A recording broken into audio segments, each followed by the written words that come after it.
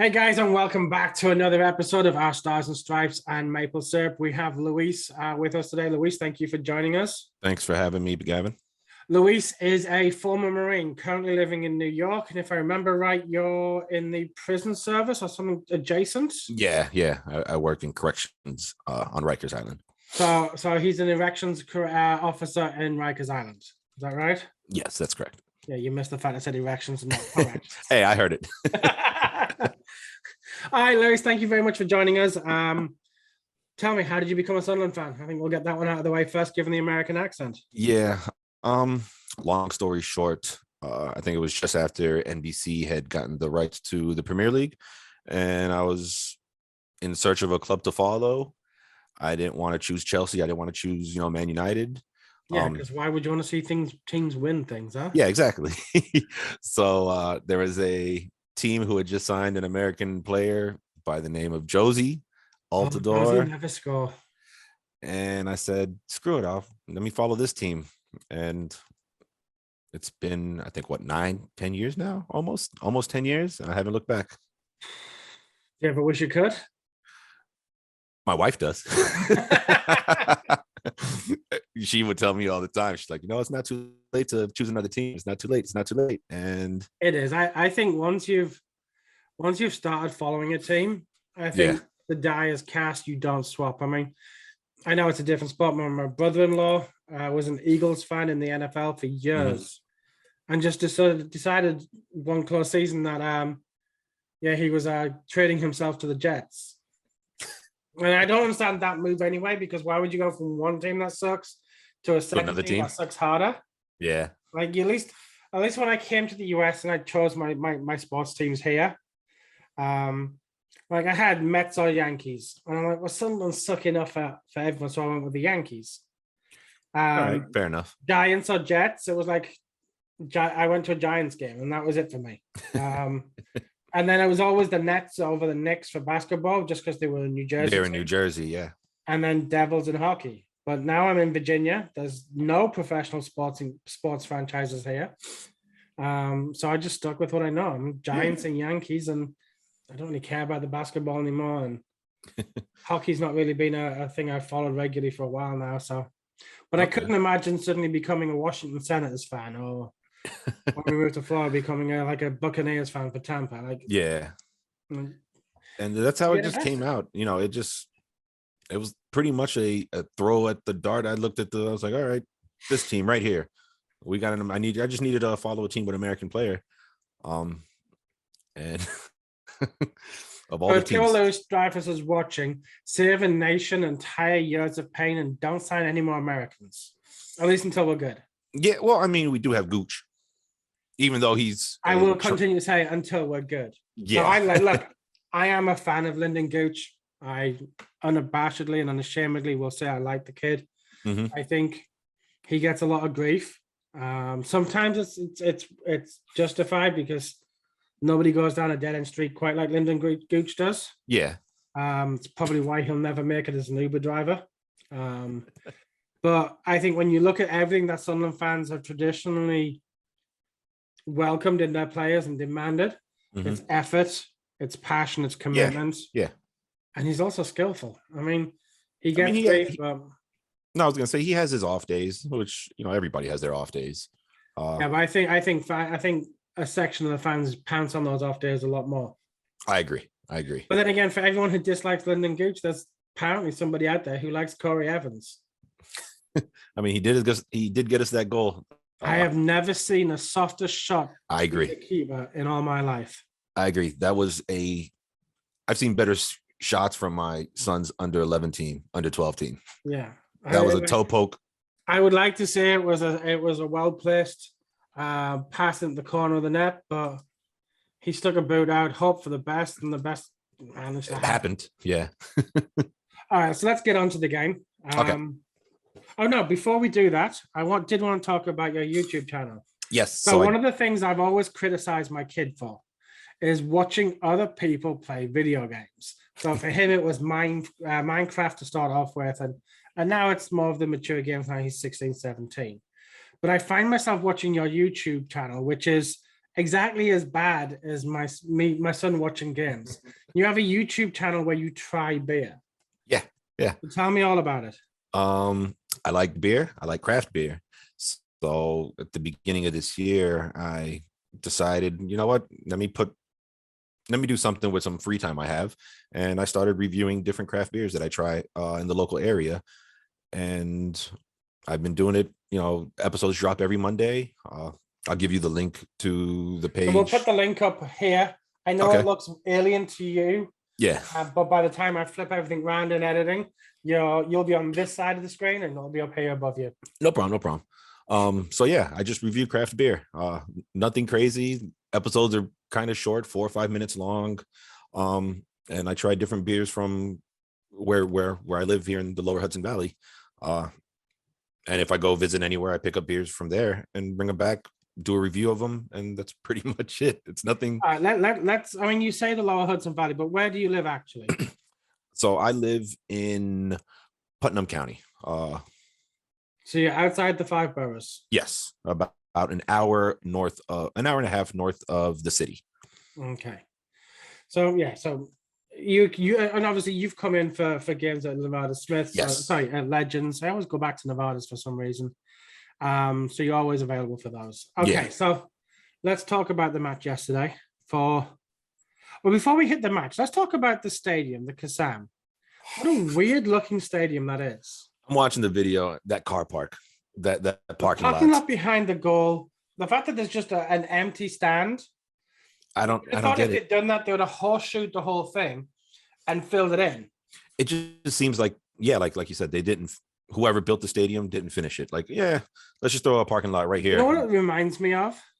Like you have these stupid sports franchise games where you start off in a muddy field playing, and you're like, okay, build a stadium, build a stand. Like, okay, I've built stands. Now I'm just waiting for more money to come in, so I can build. And I'll do the last. I can build that south stand. So yeah, it's a weird stadium. Very strange looking thing it is. But we went and we got the result. Yeah. And I mean, we talked about Corey Evans' goal, but what a worldie, huh? Absolute worldie. I did write some key takeaways that I noticed from watching it. So if you want me to go through that, or look. I started this off with notes, and I'd scribble furiously because I knew I was doing the podcast next day. Yeah. You know what? I watched the match on a live, and then I'll watch it again the next day, so that by the time I'm doing this, I've got enough memory. Yeah. But you go through your notes. Let's have someone professional and prepared coming into the podcast. It makes a difference. So first thing, I think we could have easily gone up 3-0 that first half. There was 2 clear-cut chances where one-on-one keeper, and there's nobody there to support the striker. Nobody's making. But that's been our issue all season. Yes. We started off with Johnson playing with one striker up top. And so that meant that there were people dropping deep. People were not up there where they needed to be. Mm-hmm. I think that's one of the reasons that Defoe realized he wasn't capable to do the job that he thought he'd be able to come in and do. I think because he had to drop so deep and he was so far back in play. So yeah, I think the support for Stewart in this second half of the season has been abysmal. I can't wait for Pritchard to come back. Yeah. So you think 3-0 up we should have been at halftime? I think so. I think at least at a minimum 2, even if you take Evans' toe poke from heaven shot. So we were on the it was the AGM for Saf Nasser yesterday. Okay. So we were doing the watch party on Twitter yesterday.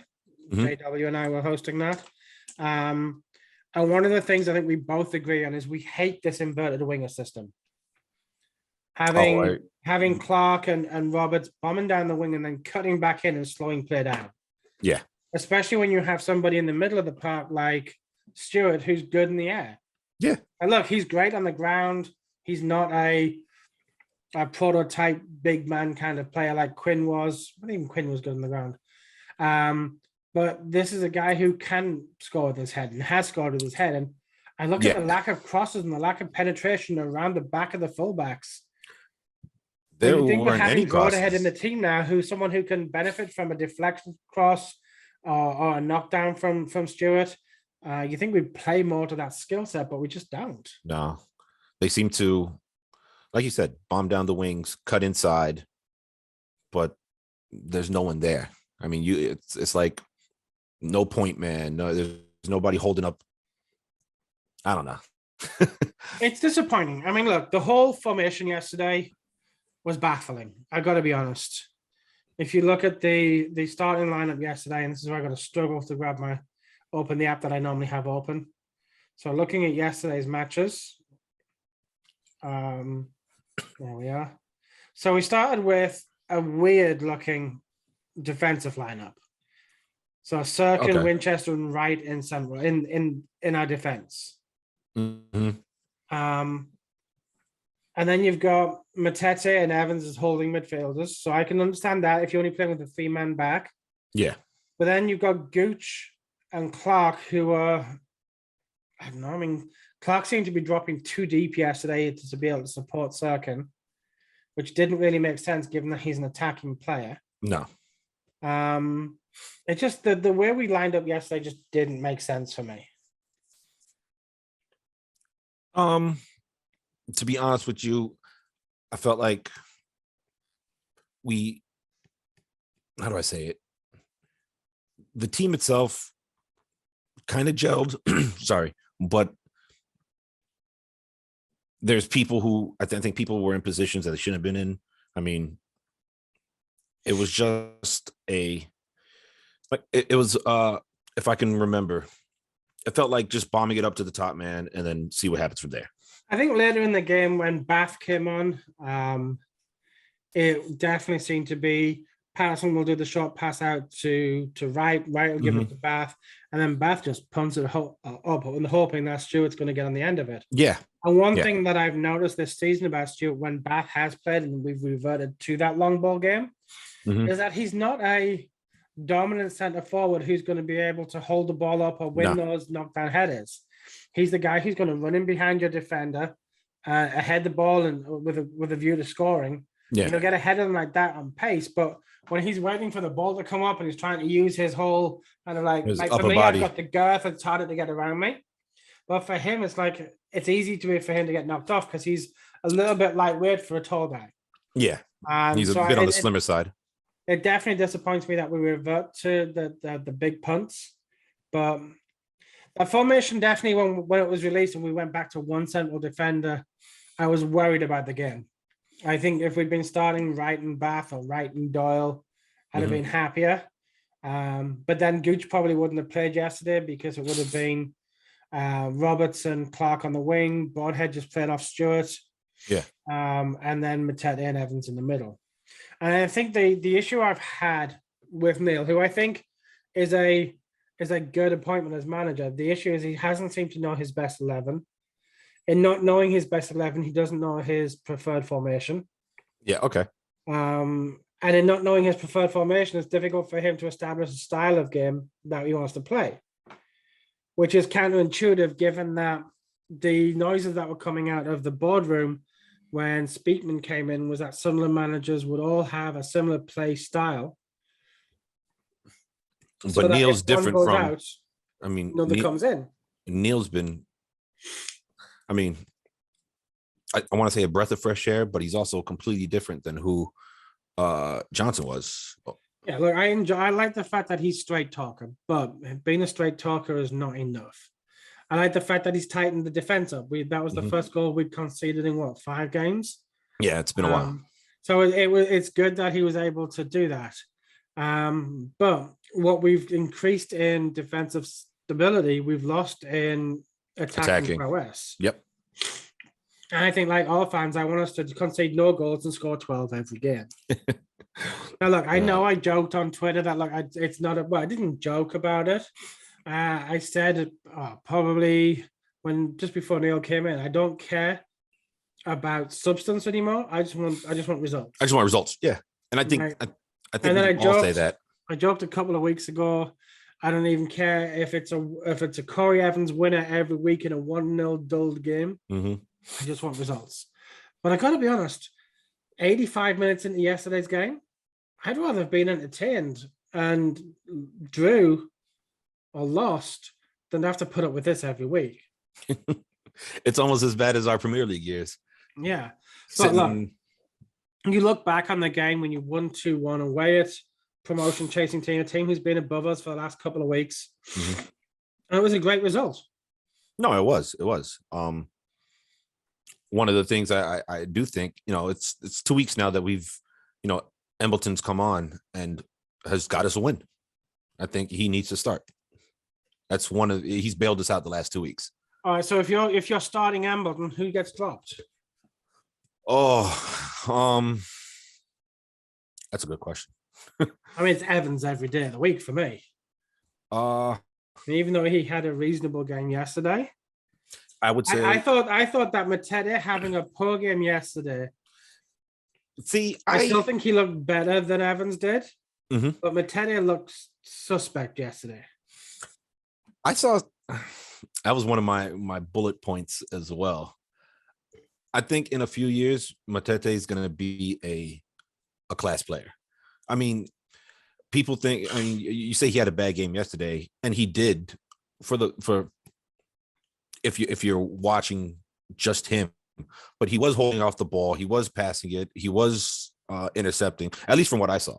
I mean, I could be wrong. I think when I say a bad game, I didn't mean he stunk the place out, because I still think he was a better holding midfielding option than mm-hmm. Evans was yesterday. But I think, yeah, he was getting his foot in, he was making the tackles, but he was so wayward with his passing. His dribbling wasn't up to his normal standards, so he was poor by his standards. But still, mm-hmm. I think he was better than Evans on the day. Than Evans. And again, I think that Matete and 09 would probably be a better pairing in the middle of the park. Okay. Yeah, I could than Evans. Just because you got two people, Matete and 09, those guys will run for days. But not just that, they've both got they know how to go forward. Evans doesn't know how to go forward. I don't know how he found himself in the box with the goal yesterday. Well, I think it came off a cross. If you look at his weak miss kick scoring shot, mm-hmm. it's clear that he wasn't used to it. But I'm trying to think. It came off a cross? So it was. I think it was a deflected shot. Well, I mean, yeah, but it was a set piece play that kind of set everything kind of up. But I mean, I'm just looking at his stats. His stats were average yesterday, right? And again, I'm not a huge, I know that Lee Johnson would have gone really deep into these stats, mm-hmm. but he only attempted 2 tackles all game yesterday. Let's see. And only won one of them. Now, if you're the central midfield player, you're that holding midfield player, your job is to break up play. Well, let's look at what did. So let's have a look at what Matete did. He 6 tackles, 3-1. Yeah. So, I mean, he was at least trying. At least he's trying. And again, I mean, look, Evans was brought in as the experienced head to kind of oversee the young kids that we were bringing in. Yeah. And I know that Neil was in the press and he was shocked at the amount of abuse that Evans gets from the fans, but I know that Neil will see a different side of Evans in training every day. Yeah. But from what we see as fans, he is not a leader. He's not an attacking midfield player. He can't pass. He can't defend. He has no pace. I just don't see what it is that Neil sees. Now, unless Corey Evans happens to have pictures of Alex Neil and a donkey in a compromising position, I just don't see it. He's been kind of hit or miss for me. He's miss or miss for me. I mean, I can't think of a game where I thought, you know what, Corey Evans got us out of that one. No, I can agree with that. We'd have lost that 2-0 or 2-1. I can agree with that. Yeah. And when you bring in a championship level player, because he was playing regularly at Blackburn, when you bring in someone like that and you're paying the money that he's probably on compared to some of the other players, you expect him to be that class above. Now, I'm not expecting him to be Lee Catamall or Grant Ledbetter, who had an affiliation with the club, but at least expecting that kind of quality from him. And we didn't get that. We haven't gotten. Yeah, we don't get that. So let's talk about the first goal for Sunderland. As I say, as I recall, it came in from a set piece. It was a long shot, which was deflected. Yeah. And it bounced around, and I want to say it ricocheted off Evans, but he put his boot out there. He did what he needed to do, and we went 1-0 up. And I didn't think the goal deserved the game deserved a goal at that point. I thought both teams are awful to watch. I don't think either team was really able to put any control in the game, and nobody dominated. I mean, if you look at ball possession for the game, it was 51-49 in our favor. Yeah, Oxford had more chances, but not really big chances. So we had 3 clear-cut chances to their 1, and we ended up winning 2-1. So I mean, it wasn't bad. I mean, but as far as anything else is concerned, everything else was fairly even. It was a well-contested game. It was boring to watch for the most part. For the most part, yes. And like I said, the only real highlights for me was, Patterson's save in the second half with the sun. The one that kept things level. With the sun in his eyes. And the 3 goals, even Oxford's goal was nobody marking. He was free to roam in, tall guy, nobody pressuring him, and he comes in, and Elliot Moore just heads it right away. And I think that was one of the problems you have when you only have one recognized central defender in the team. Is when they bring their central defenders up and you're having to defend, you don't have anyone covering. So I think it was an easier goal than it needed to be. It was a disappointing goal to concede. Yes. And again, on the balance of play, I like, as much as I thought we didn't deserve to go 1-0 up at the time, I didn't think they deserved to equalize. I thought it was against the run of play. But we go in halftime 1-1 and we're miserable. Like on the live chat, the game was so dull that we were looking at pricing for novelty pens to commemorate Martin Bates' slide on the pitch. Oh, wow. That's how dull things were for us. Wow.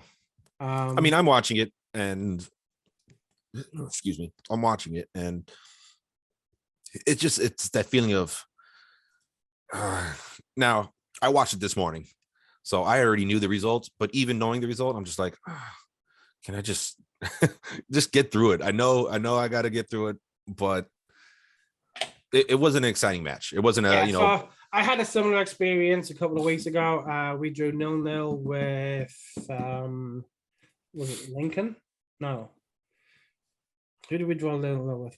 I started playing golf since I moved down to Virginia, which is something I played as a kid, but had given up on when I moved to America. Yeah. So I think it was so it was Lincoln at the LNER. Yeah, 0-0. Yeah, no. But knowing that I had to record the podcast the next morning or the next day, I had to physically watch a 0-0 draw. And there's nothing more soul destroying than having to watch a 0-0 like draw it's great of Sunderland. Sunderland fan when you're like, you know what, I'm not going to watch this match. I'll not check the scores. And you get back, oh, well, I dodged a bullet. I didn't have to watch a 0-0. But then to have to physically watch it the next morning and knowing nothing's going to happen, I was like, ugh. But I think, look, the resilience in the team in the last 2 games, Oxford defended well, but they at least went forward and gave us opportunities. They didn't sit back and park the bus. Which Gillingham did to good effect last week. And again, yesterday, Gillingham played Wickham yesterday and were able to get a 1-1 draw out of that one, which helped us a little bit. But just the resilience of getting those late goals. Yeah. And 95th minute against Gillingham, 89th minute against Oxford. That Embleton goal was kind of it was nice to watch. It was a nice goal, passing, Mateta held the ball just long enough to toe poke it out and get Ross Stewart to get the ball to Embleton. I thought it was a good goal. Hey, look, any goals, I don't care if it hits off the backside of the referee as he runs away. Or a beach ball. Any goal is that was And the sad thing is the beach ball goal should never have been allowed because it's an impediment in play. But That's besides the point. yeah, it's old history now. Yeah. But I think the fact that they just kept plugging along, I couldn't see us scoring, but I was at least happy in the knowledge that we were pushing forward. Mhm. It wasn't like we were just giving up the fact that, you know what, Oxford 1-1, it's not the worst result. As results yesterday showed, it was a good time to get a late goal. No, yeah, I agree. And like I said, Elliott, Embleton coming in 2 weeks in a row off the bench as a sub and getting us a result. I could see him coming. Maybe Neil sees it. I don't know. I can see him swapping him for Evans. Start Embleton, see how he plays. I think we've got it seems like a contradiction in terms here. We have an embarrassment of Richards in the middle of the park, because we've got Dan Neil, we've got Embleton, you've got Luke O'Nien, you've got Winchester, who's a natural central midfield player. You've got Matete, and somehow yet they're all behind this donkey that is Corey Evans. Maybe, like you said, maybe he's got something on him. I don't know. Look, either way, it worked yesterday. Obviously, Corey Evans scoring the first, Embleton with the second. We won 2-1. Which, when you look at the way results went yesterday, Sheffield Wednesday winning, Plymouth Argyle dropped points yesterday, Wickham dropped points at Gillingham. So things work well for us. But I'll tell you what, alarm bells would ringing for me right now. So if I was a Rotherham fan. Why do you say that? Their form of late has not been good. I know they won the pizza trophy last week. Okay. But their recent form. Rotherham, right? 0-0 draw against Wickham. They lost against Shrewsbury. They lost against Charlton. So they've only got 2 wins in their last 5. Yeah. They've 2 gone wins. from, No, only 1 win in their last. Oh, I mean, in the league, they've only had 1 win in their last 5. Is it 1 win in the league in the last 5? Yeah. Against Lincoln. They lost. Oh yeah, because I'm looking at Sutton as a last 5 games. So yeah, loss against Milton Keynes. They drew against Wickham. A win against Lincoln, loss against Shrewsbury, and a loss against Carlton. So in a short period of time, they've gone from being 6 points clear of Wigan in first to being in third, and they're 3 points behind MK Dons. Okay, they've got 2 games in hand, but one of those games in hand's against us, and we seem to do well against teams that play against us as opposed to just defend against us. Yeah. So there's no guarantee that Rotherham are going to be able to make up that gap.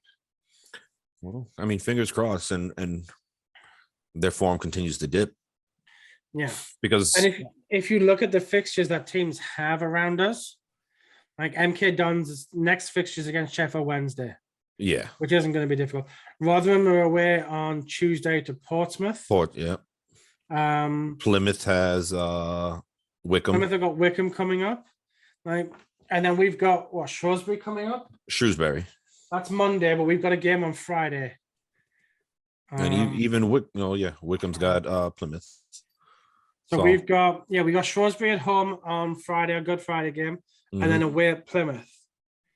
So if we can win those 2 games and results go our way, we could be looking a lot more comfortable by the time the Lord has risen. Come Easter weekend, yep. Yeah. Yeah, I think realistically, Oxford are now 4 points behind Wickham. And then there's the 3 of us who are on 73 points. Yeah. Us, Sheffield Wednesday, Wickham. So yeah, and with Plymouth having some tough games, I think we just said Plymouth have got Sheffield Wednesday and Sunderland the next 2 games. I mean, theoretically, if they lose both of those and Sheffield Wednesday and Sunderland win both of theirs, then Plymouth are going to be in 6th place depending on Wickham results. So it's going to be interesting. If the season were to end right now, who would you take in the playoff? Would you take Rotherham? I'd rather have Rotherham in the semis, because I think with their drop in form and the fact that we're coming good of late, I think it would give us that best. I think we get past them, and then I'd rather take Plymouth in the final. Okay. if for no other reason than my client back up in Jersey, whose home I sold and helped her buy a new home.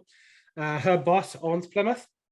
Oh, And so I'd try to see if he can get me a ticket for the playoff final. nice. And then obviously I'd go out to Wembley for the heartbreak. the yeah, I think inevitable Oxford, heartbreak. I think the 4 point between Oxford and Wickham is too much to overcome in 4 games for them. So I think also you're looking at, I think it's too much for Portsmouth as well. They've got 2 games in hand on everybody, but even that only gives them 66 points. So they'd still be 7 behind the playoff spot.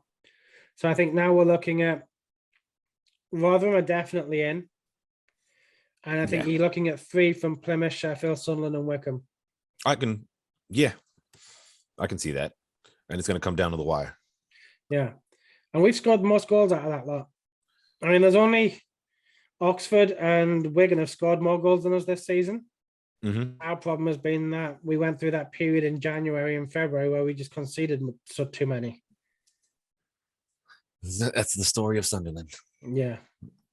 As I was saying, I mean, we were speaking with Jose last week. He was telling me about his history with Sunderland. I was like, he came in when Gus Poyet was manager. Oh, so right after me. Well, so he's seen a couple of good seasons. So he remembered the League Cup final. Yeah, I remember. We were actually in Legends for that. Yeah, we were in Legends. I think it was just me and you and maybe 2 other people. No, we had a fair crowd in that for the final. For Man City.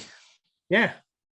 You should. Yeah, I could have sworn it wasn't that many people. Yeah, there was a handful, maybe a handful. Zabi came out and she was with her group, and Andy Harwell was still in New York. Oh, that's right. That's right. We were sitting off to the right hand side. I remember now. Yeah. Yeah. So yeah, we had a fair few for that one. Yeah, I had some good nights in Legends. I was just thinking about it last night. A few beating Everton 2-0 with Sam Allardyce as our manager, where we confirmed that we were staying up and Newcastle were going down. I think I watched that game at home. So drunk. That was a weeknight match. So yeah, I know it's a lot harder for a lot of Americans to get into New York to watch midweek games. But for me as a realtor, that I just like, I'm done for the day. I'm going to go to the pub and just have fun. Yeah. All right. So let's look forward. As we say, if the playoffs were now, I'd be happy with the way they were, with us playing Rotherham over 2 legs. But we do have 5 more games. And what we've been doing is we've been getting predictions from our podcast guests, with proceeds of the bets going towards the Bradley Lowry Foundation.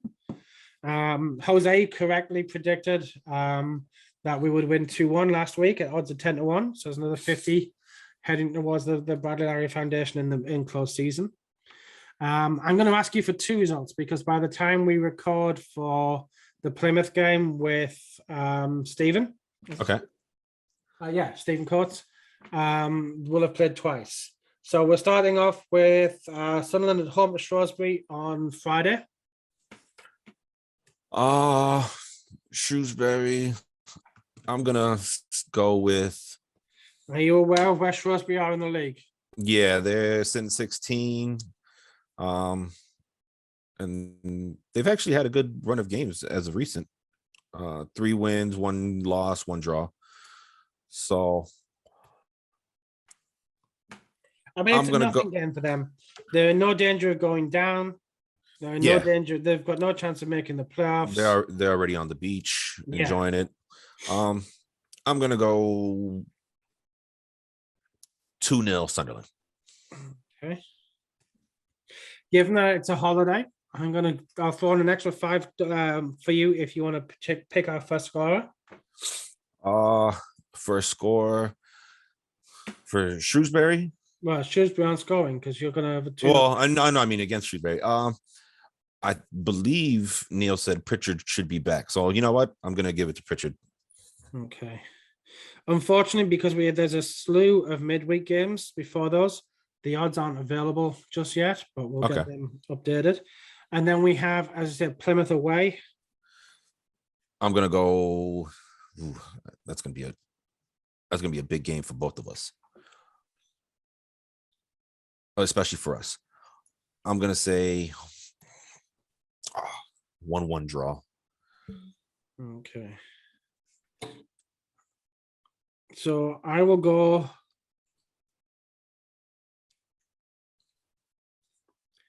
Let's go with a 1-0 win over Shrewsbury. Mm-hmm. I'm going to go with a 2-1 win for Sunderland at Plymouth. Okay. So we'll get those updated. The winning total for the Bradley Lowry Foundation at the moment is $150. It's based on two £250. It's two $5 or £5 bets each week. So I'll work out the best way to do those bets. We'll do them. In fact, we'll do £5 as Shrewsbury 2-0. Okay. And then £5 is 2-0 with Pritchard as first scorer combined. So obviously we'll have higher odds on those ones. So fingers crossed on that. Fingers crossed. Yeah. Yeah. As I said before we came in, if we can make the playoffs and we get to the final, then we're definitely having a weekend in is it the holiday weekend? Is it Memorial Day weekend or is it the week after? For the playoff one? I don't know. Let's take a look. Let's see. Okay. May 30th. So May 30th. Yeah, so it's Memorial Day. It's actually Memorial Day. May 30th. What day is that? May 30th. That's a Monday. I'm actually off that day too. Stuff. But yeah, so it is Memorial Day. So I thought we're having to come up to New Jersey for Memorial Day weekend. And that's my wedding anniversary weekend as well. So it's not like I can take a weekend away with the boys. It's been done before. Not on anniversaries, it hasn't. If I want another one, I don't do that. Yeah. All right. Well, Luis, thank you very much for coming on the podcast. No, thank you for having me. I appreciate it. Absolute blast. I always like to hear the stories of American fans of the club.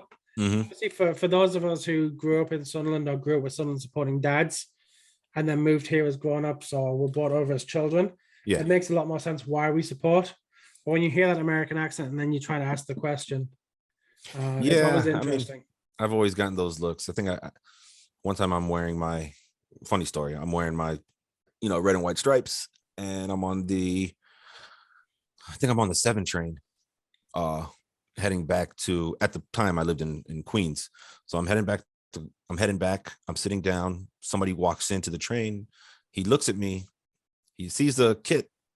He goes, "You're a Sunderland," another, I think, American fan.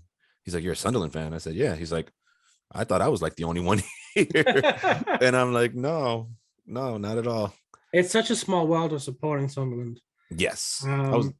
Yeah. I've been in Legends and before then Nevada Smiths, and we've had people coming over from time. I remember one lad who's still in Sunderland in New York now recognized me from a school play I was in when I was 16. Wow. Now, when I left high school, we leave high school in the UK at 16. Okay. I was 4'11". I'm 6'2" now.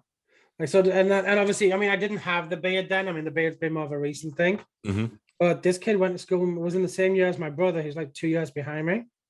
And he vividly remembered me being in the school play. I'm like, the fuck?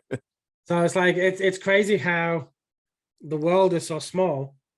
Especially for Sunderland fans too. Yeah. I remember I did 2 years ago before the pandemic. I actually went to, I did the Roker Report podcast. I was heading over on vacation and we made a stop in London, which was only supposed to be a layover, but my wife said, "Let's stay a few days." And what do? I look at the first game I can find. I can try to catch a game, and they were playing Pompey away. So Pompey, that famous Italian team. Yeah, that famous Italian team. Not Pompey or Portsmouth. Pompey. Whoever it is. Portsmouth. Yeah. I get enough shit for my accent down here in Virginia, so I like to give a little bit back. But yeah, and we were at the away support, the pub that away supporters go to, and everybody's just stopping. I guess everybody listened to the podcast. I had tweeted that morning, on my way from Waterloo all the way to Pompeii. Pompeii. And I was with my son, and he he felt like a little celebrity. Everyone was coming up to him like, "Oh, you guys are the Americans who came to watch the game," and showed us a bunch of love. It was great. That's the one thing I'll give Sunderland fans. Like for me, having moved from Sunderland to London and then London to the New York tri-state area and then down to Virginia, coming to Virginia from a people person feels a lot more like home. Okay. Because people are so much more friendly. It's a lot more laid back. A lot more open. Whereas that whole New Jersey, London kind of mentality is a lot of just get out of my way. I just want to get on with what I'm doing and get it done. Yep. But the one thing I'll say about Sunderland fans is it doesn't matter where you are in the world. Like you see another Sunderland fan, you become friends with them straight away. And the funniest one, and it was such a great story. So a few years back, I had Red Bull tickets, season tickets. Ooh, New York City are not a rival. No, they never are. I wouldn't say they were. It's a fake rival, but continue. So I'm waiting to get into the game, and further ahead of me, we see I'm with my friend Andy, who is a Sunderland supporter. Okay. And down the queue, we see a guy in a Sunderland top. So me and Andy have already had a few. We've been in the pub before match, so we start singing Sunderland songs, thinking, "Oh, he'll hear these songs, he'll realize what's going on behind him, and we'll all be friends." No, oblivious to it. That's how it is. So it was like, okay. And he was like, he's probably American. I'm like, probably. But as we're in the game, I noticed that he was just a couple of rows ahead of me. So at halftime, I went down and spoke to him. And I was like, oh, hey, buddy. I'm like, I saw the Sunderland top. He's like, oh, I'm not really a Sunderland fan. He said, I like the team, but it just happens to be the team that my favorite musician supports. And I'm like, oh, who is it? Like, just because it's like, he's like, oh, it's just, he said they're a small band in Sunderland, but he went on to do other things. And I'm like, well, I like to think I'm fairly knowledgeable in the Sunderland music scene, especially if they're big enough to have gone to America. I was like, oh, do I tell me? He's like, oh, you won't have heard of them, don't I? I'm like, no, tell me. He's like, well, it was a punk band called Red Alert. I'm like, I know Red Alert. I said, my cousin was the guitarist for them. He's like, you know Tony Van Freder? And I'm like, well, first of all, there's no Van. He added that in because he liked Van Halen. I was like, yeah, it's my cousin. And so we became friends. Just like that. Just like, I mean, not, but we we've been to their house. They've been to ours. Okay. We went to see my cousin play in concert twice over here. Once in Williamsburg and then once down in Philly. Nice. Unfortunately, my cousin passed a few years ago. Condolences, by the way. Thanks. But yeah, it was weird to meet somebody as a direct kind of being related to my cousin that I would never have met otherwise. Yeah. And if that hadn't happened, I wouldn't have been able to reconnect with my cousin in the way I was before he passed. So it's crazy how Sunderland can kind of bring families together. But the one thing I do like is you still have to give shit to any Newcastle. Always. And sometimes if it's an American Newcastle fan who only knows the Premier League and only knows the like back in the Shearer days when we weren't really an entity, and it was like they were up against Man United and Arsenal, and then they didn't, like, the American fans didn't really think of Sunderland as a rival. No, because they thought, they thought it was going to be gold this forever, top four and. But yeah, I remember when I was first here, giving some guy shit. I'm wearing my Sunderland top. He's wearing his Newcastle top. I'm on the 4 train. I'm giving him shit, and he's oblivious to the team I'm supporting. And I was like, oh, dude, you've got to work out who your rivals are. Yeah. Well, no, if I see, I don't even drink Newcastle brown ale. Let's put it that way. Yeah, I haven't drank it for years. Maybe I've probably had half a dozen bottles in my life. I've always thought of it as just Geordie bathwater. Yeah. And it's not even made in Newcastle anymore. That's the crazy part. Yeah, it is. But what I will say is, if you've ever been to a derby match at Legends, every one of them. Yeah, the New York Toon Army are such a good group of lads. Good. They give it and they can take it. Yeah, but the funniest thing about them is they will not hang around afterwards. No. For drinks if they've lost. No, they're out. Like, they're gone. Like, that place empties up. That place empties out. That's after, because our games are always at 7 a.m. here. Yeah.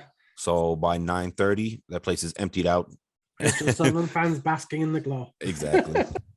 Alois, Yeah, listen, thank you very much for coming on the podcast again. I really appreciate you taking the time no to problem, talk no problem. about probably the worst team you could support as an American. But I love it. We will be back on Monday for after the Shrewsbury game. We have Singapore/California resident Stephen Coates coming on for us. He'll give us his feeling on the two games that have just passed. Until next game, guys, we'll see you all later. Thank you very much.